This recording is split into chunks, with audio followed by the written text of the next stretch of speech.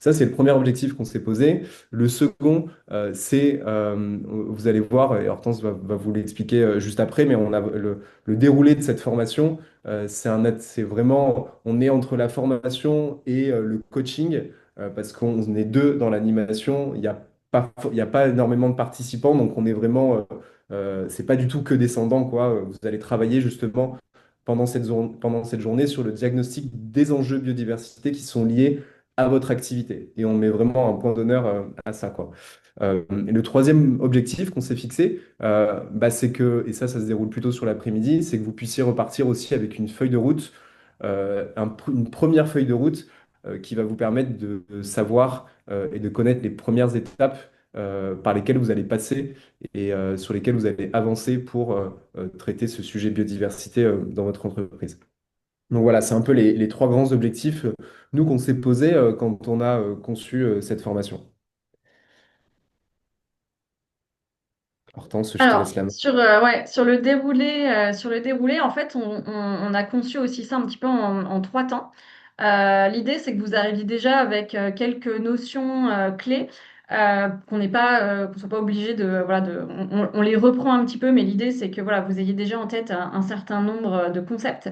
Donc, on vous a préparé pas mal de ressources, des vidéos, des documents, des rapports, etc pour que vous puissiez déjà vous imprégner de ce sujet de ce que c'est que la biodiversité, les services écosystémiques, en quoi les entreprises et le monde économique dépendent de toutes ces fonctionnalités, etc.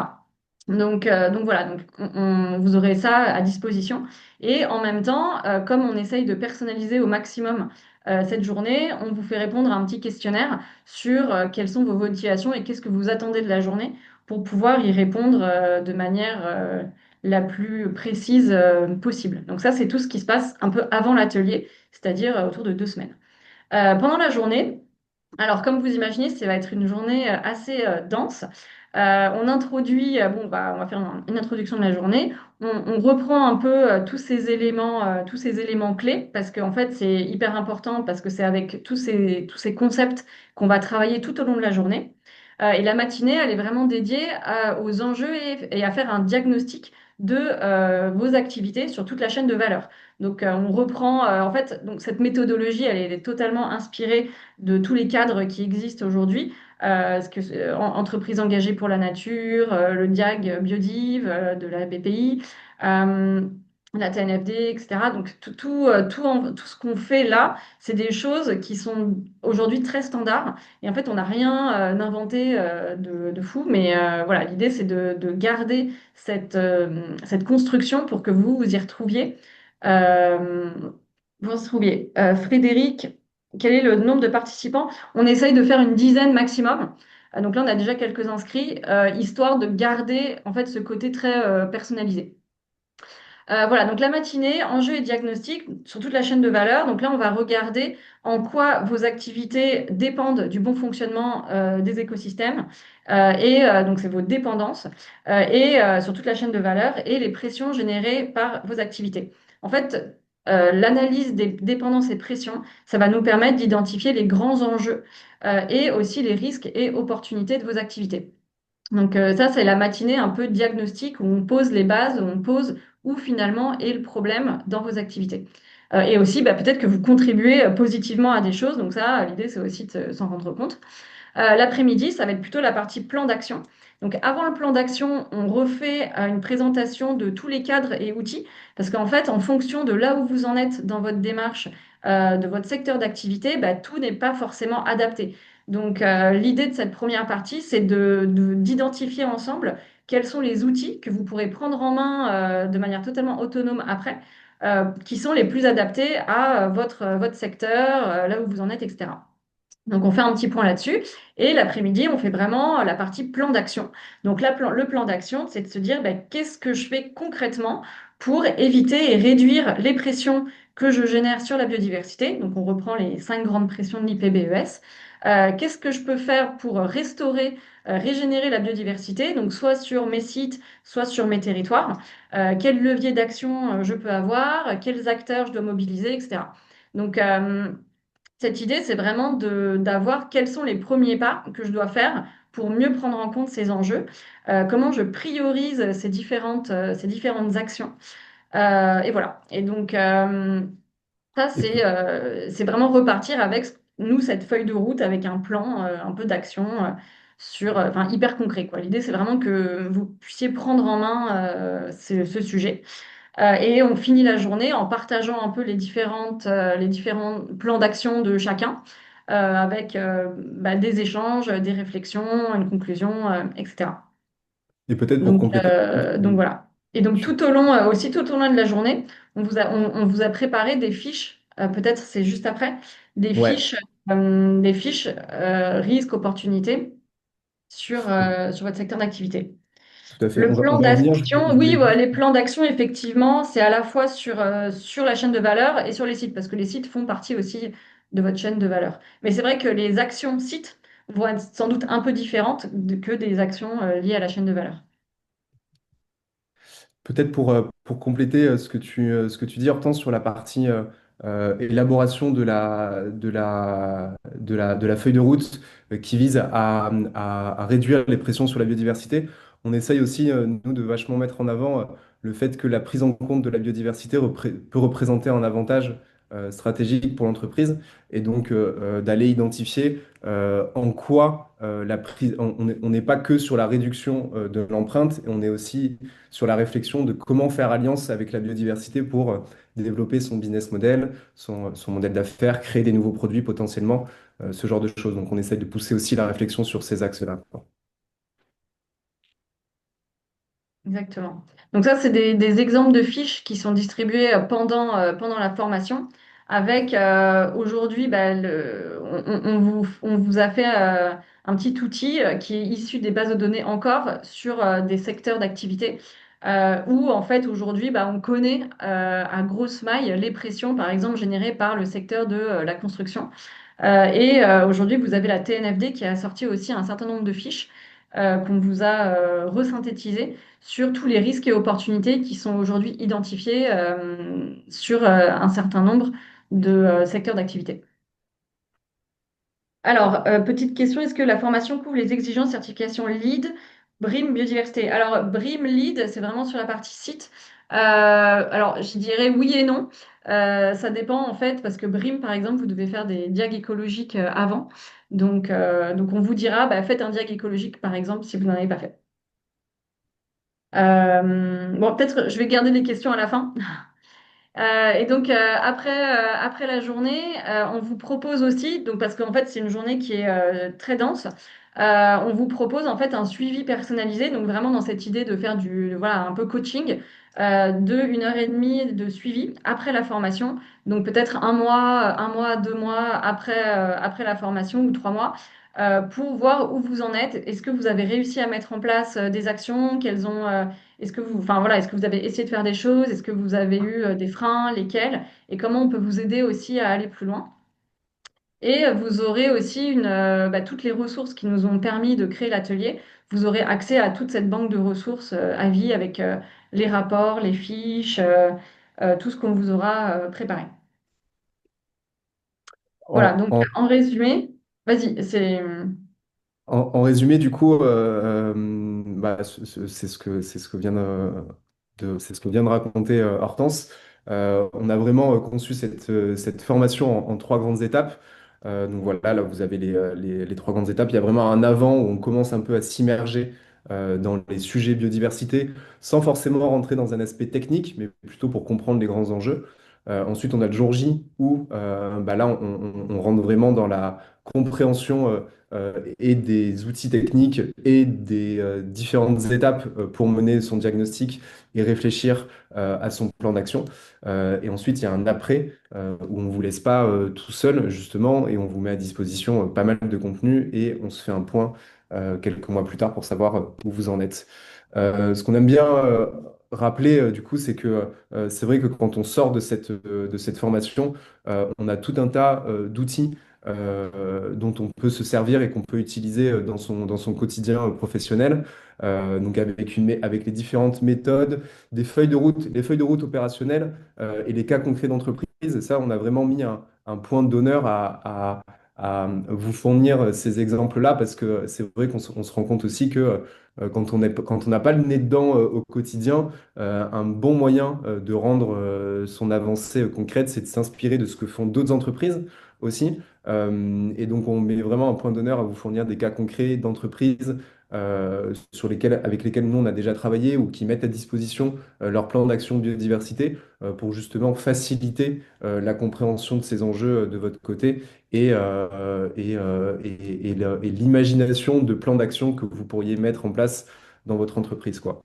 Donc tout ça, on le met à disposition sur la banque de ressources dont a parlé Hortense juste avant, ainsi que les différentes méthodologies, les canevas pratiques tout au long de la journée, vous allez travailler sur des canevas où vous allez pouvoir noter vous-même chacun des enjeux sur les différentes étapes du diagnostic. Ces canevas, ils vont être remis à disposition aussi si vous voulez refaire le travail aussi en autonomie avec un peu plus de temps de votre côté. Donc vraiment, l'enjeu, l'objectif, de vous fournir aussi un maximum de ressources que vous pourrez utiliser après parce qu'en une journée, on n'a évidemment pas le temps de voir de manière exhaustive tout ce qui traite à la biodiversité pour l'entreprise. Euh, voilà. Et Hortense, si tu veux. Ouais, pour les modalités pratiques, donc notre prochaine date, c'est le 27 mars. En fait, on a, voilà, on laisse une douzaine de places. Et donc, on fait vraiment une journée complète de 9h, de 9h à 18h. Voilà, au tarif de 900 euros par participant, hors taxe. Qu'est-ce qu'on pourrait dire d'autre? Voilà, ben, en fait, c'est un format qu'on a testé, qu'on commence à, en tout cas, qui fonctionne bien. Moi, pour la petite histoire, je l'avais déjà testé d'abord auprès d'étudiants, après auprès de commissaires aux comptes, etc. Et après, on l'a revu avec Thibaut. Et voilà, c'est un format qui fonctionne bien. Et au début, c'est vrai qu'on se disait, est-ce que c'est possible de faire ça en une journée? Parce qu'il y a beaucoup de choses. Et finalement, c'est possible parce qu'on arrive à vraiment traiter le cœur du sujet. Alors, on ne vous dit pas que vous allez repartir avec une stratégie biodiversité et quelque chose qu'on ne fait pas aussi, c'est que par exemple, on ne va pas réussir à quantifier toute votre empreinte biodiversité. Là, par exemple, il y a une question sur le GBS. Le GBS, le Global Biodiversity Score, bon, bah, là, clairement, on n'a absolument pas le temps de faire ça et c'est pas le sujet. Là, l'idée, c'est vraiment que vous vous posiez la question de quels sont les rapports de votre activité avec le bon fonctionnement des écosystèmes, quelles sont vos dépendances et en fait, identifier là où vous avez des leviers d'action à actionner, j'ai envie de dire, directement. Qu'est-ce que vous faites pour contribuer et qu'est-ce que vous pourriez mieux faire pour encore plus contribuer. Donc sur la question du GBS, c'est vraiment pas le même sujet. Le GBS, ça va être un outil de scoring. Nous, on est plutôt sur une approche qualitative. On va pas réussir à quantifier, mais peut-être qu'une des actions que vous devriez faire, c'est par exemple identifier les surfaces de tous vos sites et les surfaces d'espaces verts disponibles pour la biodiversité, par exemple. Donc nous, on va vous dire, voilà, peut-être que votre première étape, ça va être d'aller trouver des informations sur tel ou tel sujet pour créer un indicateur de suivi de la biodiversité sur vos sites, par exemple. Voilà. Alors, Sur peut-être qu'on va les, prendre les questions au fur et à mesure. Est-ce qu'il y aura sur d'autres les autres sessions prévues sessions, le premier semestre? A priori, non. Ça sera notre, enfin, semestre, ça va jusqu'à juin. Ah, peut-être en juin, on va ouais, voir. on n'est pas sûr. En fait, ça dépend vraiment du volume de personnes qui est prêt à le faire. Et nous, on a un enjeu aussi économique sur cette formation parce qu'on loue une salle à la Climate House, etc. Et du coup, on doit avoir un certain nombre de personnes. Donc, ça dépend vraiment, voilà, de l'engouement qu'on a. On adorerait le faire, mais ça va dépendre du nombre de personnes. Donc, c'est pas encore sûr. Peut-être, mais sans certitude. En tout cas, la date du 27 mars l'est, pour le coup. Sur la partie, la question de Renault, la partie capacité d'adapter la formation sur des thématiques sectorielles spécifiques comme l'économie bleue, si c'est un des enjeux, nous, on peut illustrer les cas concrets avec des entreprises, des enjeux, risques, opportunités liés à ce secteur-là. pour vous permettre du coup d'avancer en étant inspiré par ces enjeux. En revanche, la formation en elle-même, elle restera assez généraliste et on vous parlera des différents outils et méthodes qui existent que vous pourrez utiliser. Mais elle ne sera pas 100% illustrée et adaptée à ce secteur-là. On va vous fournir des exemples qui vont être adaptés à ce secteur-là. En revanche, dans le déroulé de la formation, elle restera assez générique justement pour permettre à chacun d'aller chercher l'outil et la méthode qui lui correspondent le mieux. Voilà, je ne sais pas si on a encore un peu de temps, donc n'hésitez pas si vous avez des questions, peut-être le temps que que cette question vous vienne. On peut vous expliquer les prochaines étapes. C'est que déjà, nous, on va vous envoyer après ce webinaire un email avec, avec la présentation, avec le rappel donc, des différentes étapes qui vont se dérouler avant, pendant et après la formation. On va vous envoyer aussi un petit lien avec un formulaire si vous avez envie de vous inscrire. Donc vous pourrez vous inscrire, un lien avec le formulaire, avec la compréhension de vos enjeux aussi si bah voilà, si vous avez envie de vous inscrire définitivement, je veux dire. Et voilà, si vous avez envie qu'on prenne un petit moment aussi plus en one-to-one, on peut le faire, c'est possible. Voilà, donc on va vous envoyer un mail en vous rappelant tout ça.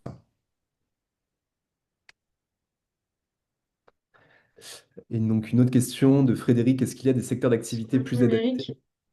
Le numérique peut avoir pas mal d'enjeux, hein, biodiversité, ça serait justement, c'est intéressant d'en discuter.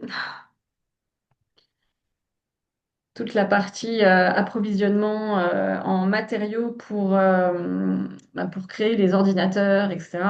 Et tout, enfin, tout ce qui a trait au numérique, c'est quand même un gros sujet. Je me permets d'intervenir à l'oral, si ça vous Oui, va. bonjour Frédéric. Bonjour.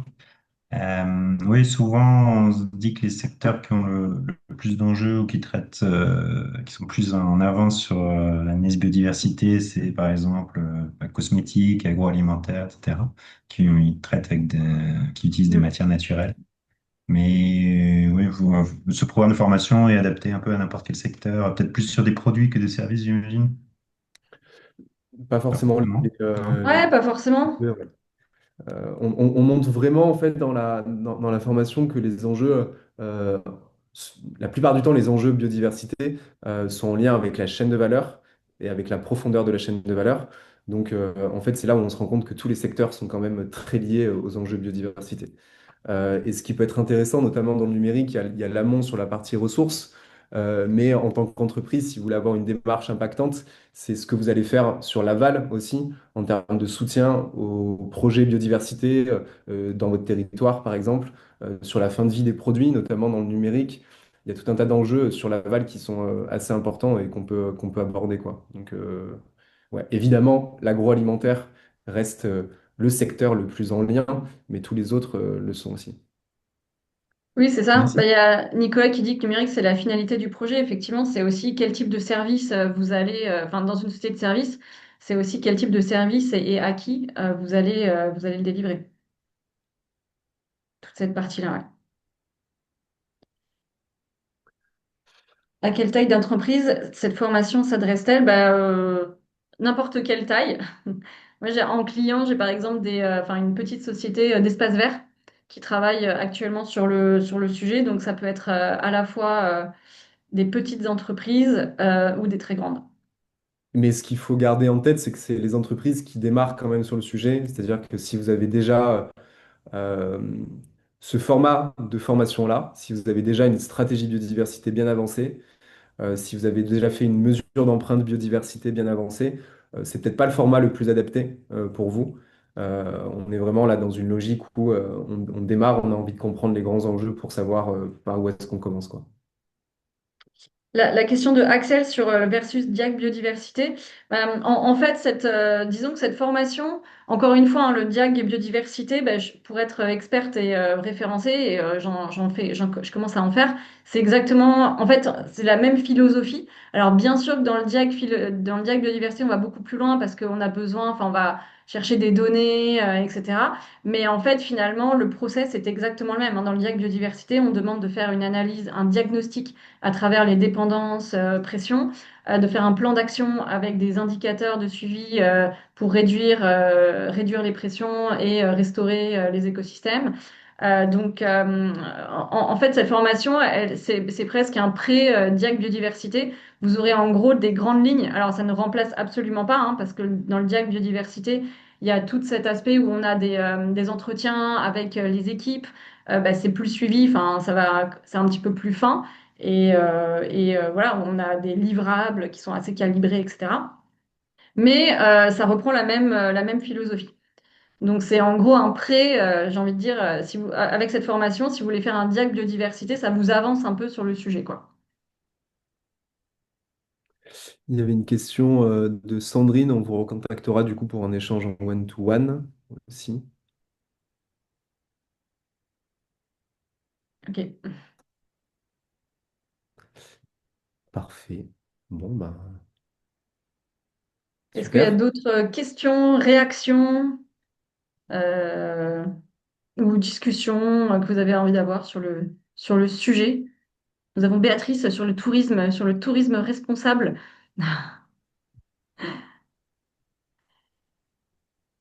Oui, merci Hortense de le rappeler. Oui, en fait, je pose pas mal de questions parce que j'ai pas vraiment un projet précis, mais pour moi, l'intérêt, c'est de voir effectivement comment on pourrait dresser une feuille de route sur un site spécifique en relation avec les récifs coralliens, par exemple. C'est un Hmm. sujet sur lequel je fais pas mal de recherches en ce moment, donc ça pourrait être vraiment pertinent, effectivement. Ok.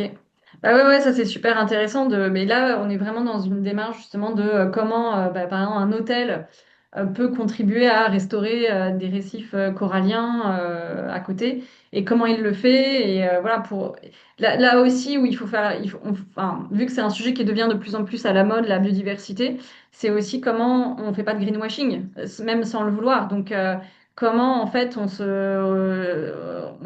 fait des actions qui ont vraiment du sens d'un point de vue écologique qui permettent vraiment de restaurer concrètement des écosystèmes. Et ça aussi, il y a toute la question de la mesure dans le temps, mesure de l'impact positif, qui est un sujet aussi qui commence à émerger dans pas mal de sociétés. Et ouais, c'est très intéressant.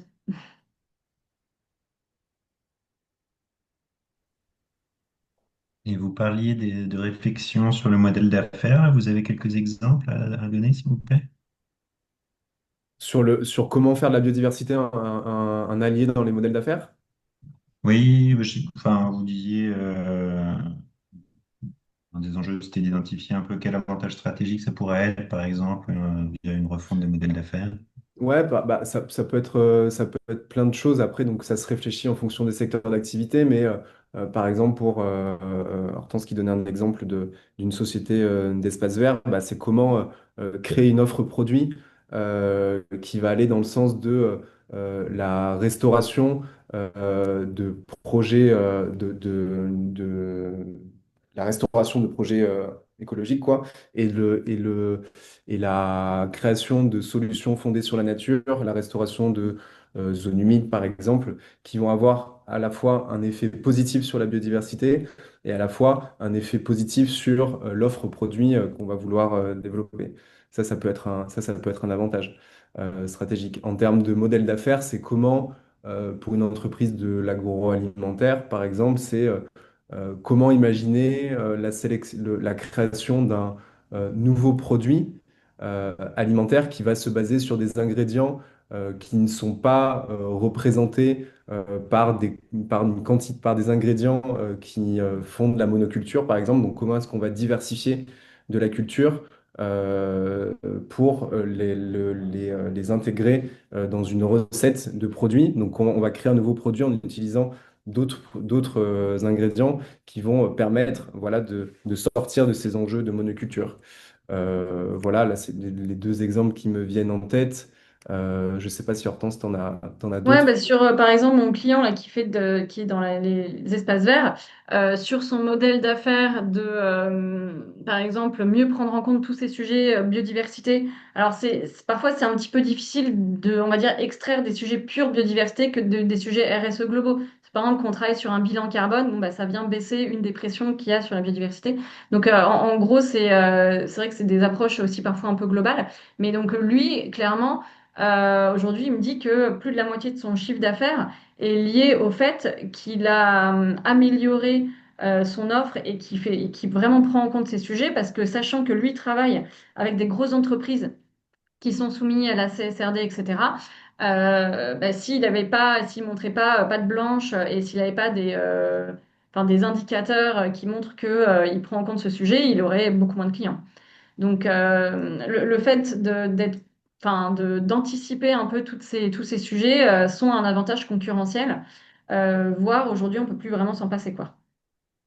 Et après, il y a évidemment tous les sujets d'approvisionnement et de stabilisation de la ressource. Ouais.